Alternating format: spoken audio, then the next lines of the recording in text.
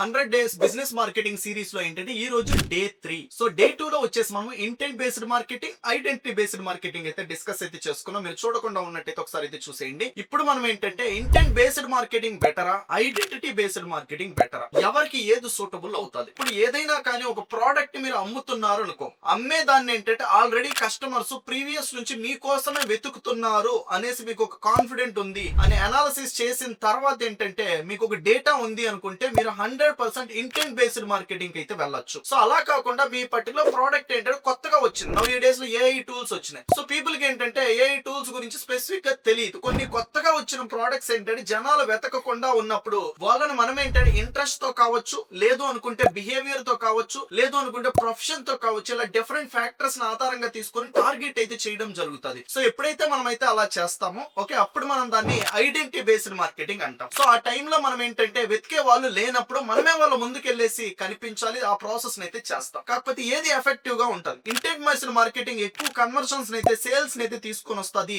Identity based marketing అనేది తక్కువ అయితే తీసుకొని వస్తుంది. ఎందుకంటే వీళ్ళు మీకోసం వెతకట్లా, వాళ్ళు వెతుకుతున్నారు కాబట్టి. సో ఇలాంటి మరిన్ని బిజినెస్ గురించి ఏంటంటే వాల్యుబుల్ కంటెంట్ కోసం ఏంటంటే వెంటనే వచ్చేసి పట్లో ప్రొఫైల్ అయితే ఫాలో అయ్యేసి అయితే ఉండండి. అలానే ఎవరైతే బిజినెస్ చేస్తూ ఉన్నారో వాళ్ళకి ఈ వీడియోని షేర్ చేయండి, చాలా అంటే చాలా హెల్ప్ఫుల్ అయితే అవుతుంది. సో బిజినెస్ ఆఫ్ పీపుల్ కి ఎడ్యుకేట్ చేయడానికి ఈ వీడియోస్ అయితే మీకోసం అయితే చేస్తాం. Thank you so much.